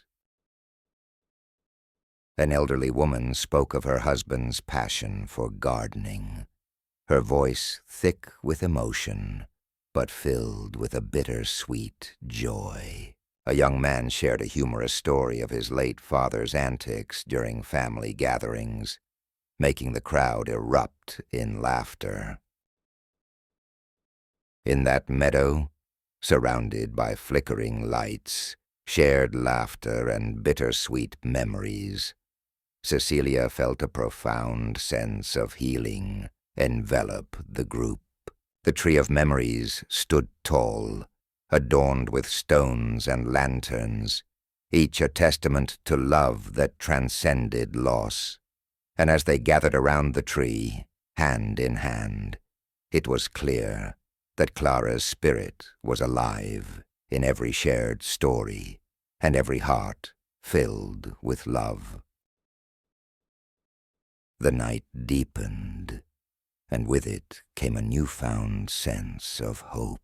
Tomorrow, they would plant more seeds, not only in the ground but within their hearts, nurturing the bonds of community and the love that connected them all. As the sun dipped lower in the sky, casting a golden hue across the meadow, the atmosphere shifted subtly. The laughter of children mingled with the soft rustle of leaves, creating a backdrop for the heartfelt exchanges that filled the air. Cecilia, still gazing at the unmarked stone, felt a stirring within her, a gentle urging to share the silent stories she believed it held. "Maybe," she began, her voice barely above a whisper, "we could each share a memory that we treasure, one that reminds us of Clara or any of our loved ones." Her suggestion, though simple, drew the attention of the gathering, encouraging a moment of collective reflection. Dr. Watson, kneeling by the memorial tree, paused in his arrangement of stones, his eyes thoughtful. "I remember Clara's laughter," he said, breaking the silence. "It always had a way of lighting up the room, no matter how dim." The crowd nodded, smiles breaking through moments of sorrow, as others began to share their own cherished memories. Each story seemed to intertwine, creating a tapestry of love that enveloped them all. The boy, his hands stained with dirt from planting seeds, leapt to his feet. "Can my story be about the time Clara helped me with my science project? She made it so fun." It was like magic. His enthusiasm sparked chuckles and nods of agreement, igniting a wave of shared reminiscence that surged through the crowd. As the sun began to sink further, casting long shadows, Holmes stepped back from his easel, brushing a few flecks of paint from his hands. He had been capturing the essence of the gathering with strokes of his brush, his canvas alive with color and emotion. "It seems that love has a way of painting itself in our memories," he mused, glancing at the vibrant scene around him. "Each of these stories is a brushstroke on the canvas of our lives." Cecilia felt a warmth spread through her heart at Holmes's words. The realization struck her that each person present was not only honoring Clara, but also weaving their own stories into a collective narrative of resilience and hope. She turned back to the unmarked stone, which now seemed to shine brighter in the twilight. "Let's add our stories to this stone," she proposed, her heart racing with excitement. "Let's write them down and place them beneath it, so that they forever remain a part of this memorial." Intrigued murmurs rippled through the crowd, and soon people began to gather around, each contributing their thoughts in the form of words, sketches, and symbols. Cecilia's mother, who had been quietly observing, joined her daughter at the stone with a plate of cupcakes in hand. "These may be small, but they're made with love," she said, offering them to the group. "Like our memories, they are meant to be shared. Let's enjoy them together as we write our stories." As the cupcakes were passed around, laughter erupted once more, intertwining with the soothing sounds of the evening. The boy, now seated on a blanket with a few other children, began to craft a narrative of their own, weaving together tales of adventure and imagination. Their voices rang out, filled with hope and wonder, echoing the very essence of Clara's spirit. With each story shared, each cupcake enjoyed, and each wildflower seed planted, the gathering transformed into a vibrant celebration of life and memory. Cecilia felt a profound sense of connection, as if Clara herself were present, watching over them, enveloped in the warmth of their shared love and laughter. And as the lanterns flickered to life, illuminating their faces in a soft glow, Cecilia knew that this moment, this tangible expression of remembrance, would forever remain etched in her heart, a beacon of hope through the bittersweet journey of grief.